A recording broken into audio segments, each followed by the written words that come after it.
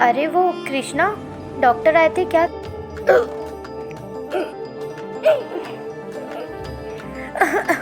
सब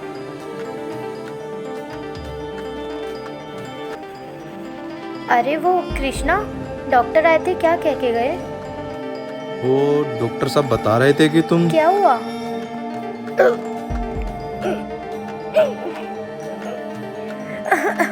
सपना सपना क्या हुआ? कृष्णा, पता नहीं मेरे पेट में बहुत दर्द हो रहा है, मुझे उल्टी आ रही है। तुम चिंता मत करो, तुम यहीं लेटे रहो, मैं डॉक्टर को फोन करता हूँ। 1 मिनट रुको। हेलो डॉक्टर साहब। हाँ जी बताइए। हाँ, मेरी वाइफ को पता नहीं क्या हुआ, पेट में दर्द हो रहा है और उल्टी सी आ रही है। आप एक बार जल्दी से आ जाओगे जरा। ठीक है, मैं 10-15 मिनट में आता हूँ। हाँ जल्दी आ जाइए प्लीज। ठीक है ठीक है।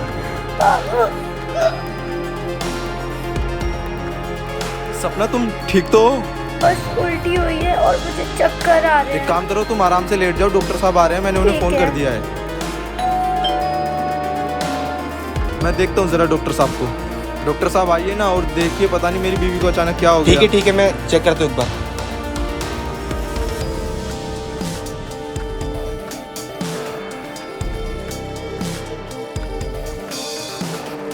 अरे डॉक्टर साहब, कुछ बताओगे भी क्या हुआ है? देखो, घबराने की कोई बात नहीं है। Thank God. लेकिन डॉक्टर साहब, ऐसे अचानक मेरी बीवी को उल्टी और चक्कर। आप एक काम करिए, मेरे साथ आइए, मैं आपको बताता हूँ। डॉक्टर साहब क्या हुआ मेरी बीवी को, जरा बताओगे अब?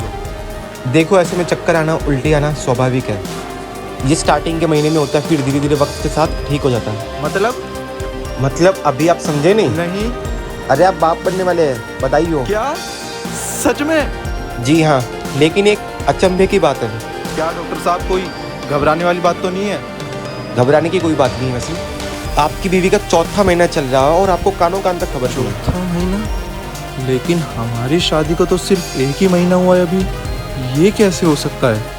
इम्पॉसिबल। क्या हो गया, बेटे की किलकारी अभी से कानों में गूंजने लग गई क्या? हाँ हाँ डॉक्टर साहब, बस ऐसा ही कुछ समझ लीजिए। अच्छा चलो, मैं चलता हूँ। आप मेरे क्लिनिक से दवाई ले लेना, मैं आपको लिख के देता हूँ। डॉक्टर साहब। और ध्यान रखना, कोई वजन ना उठाए। जी डॉक्टर साहब। और ये सब क्या है? हमारी शादी को तो 1 ही महीना हुआ है ना। ये किसका बच्चा है और किसका पाप लेकर तुम हमारे घर में डोल रही हो, जो तुम हमारा घर बर्बाद करने में तुली हुई हो? और ये सब तुम्हारे माँ बाप ने भी हमसे ये सब छुपाया। ये उन्होंने अच्छा नहीं किया हमारे साथ, उन्हें तो मैं बताऊंगा। नहीं कृष्णा, कृष्णा नहीं, मुझे माफ कर दो। मेरे माँ बाप को इस बारे में कुछ मत बताना, उन्हें फ़ोन मत करना। अगर ये बात सबको पता चल गई तो मेरे माँ बाप की इज्जत का क्या होगा? उन्हें कुछ मत बताना कृष्णा। अच्छा, अब इज्जत का ख्याल आ रहा है? जब तुम ये सब कांड कर रही थी उससे पहले इज्जत नहीं दिखी तुम्हें उनकी? कृष्णा, मुझे माफ़ कर दो। अगर तुम कहोगे तो मैं अबॉर्शन भी करा लूँगी, लेकिन इस बारे में किसी को कुछ मत बताना। अच्छा, तुम इतना बड़ा कांड कर सकती हो और मैं किसी को बता भी नहीं सकता? सच सच बता, ये किसका बच्चा है?